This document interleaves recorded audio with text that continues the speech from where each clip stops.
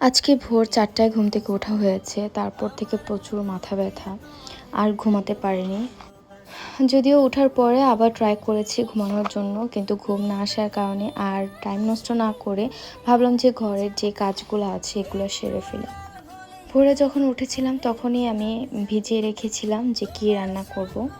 আর অন্যদিকে দেখো আমার গ্যাসের চুলার যে গ্রিল করার সিস্টেম আছে, ফারিস সোনা ওটা কোথায় যেন রেখে দিয়েছে। আমি নিজেকে আরও অনেক গুছিয়ে নেওয়ার চেষ্টা করছি। আগে যখন রান্না করতাম তখন পুরো রান্নাঘর একদম অপরিষ্কার থাকতো, ক্লিন করতে পারতাম না। এখন কেন জানি না, একদিকে হচ্ছে রান্না বসিয়ে দিই, অন্যদিকে হচ্ছে আমার কিচেনটা ক্লিন করার ট্রাই করি। ওই দিকে রান্না হতে হতে এই দিকে আমি ঘর পরিষ্কারের কাজে লেগে গেলাম। আর দেখো আমার শখের মিররটা পিছনে যেটা দেখতেছো, এটা আমি 1 মাস ইউজ না করতে করতে ফারিস সোনা ভেঙে দিয়েছে। আর মিররটা ফেলে দিব দিব আর দেওয়া হচ্ছে না, মানে এখানে আরেকটা মিরর এনে দেন এটাকে আমরা গমি করে দিব। আর এটা ভেঙে যাওয়াতে ফারিস সোনা যে ভয় পেয়েছিল, এরপর থেকে ও কখনো মিররের টাচও করেনি।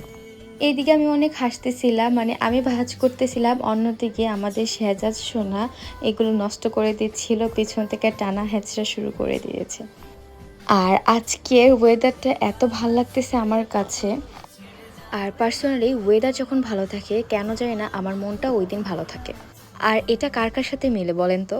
আর এদিকে চেক করতেছিলাম আমার ফেসের অবস্থা, 12টা বেজে গেছে। আর এদিকে দেখেন আমি ডালটাও রান্না করে ফেললাম। আর আমার ডিজিটাল ডাল ঘুটিনা আপনাদের কাছে কেমন লাগছে বলেন তো। আপনারা কি ডাল ঘুটুনি বলেন নাকি ঘুটানি বলেন, আই ডোন্ট নো।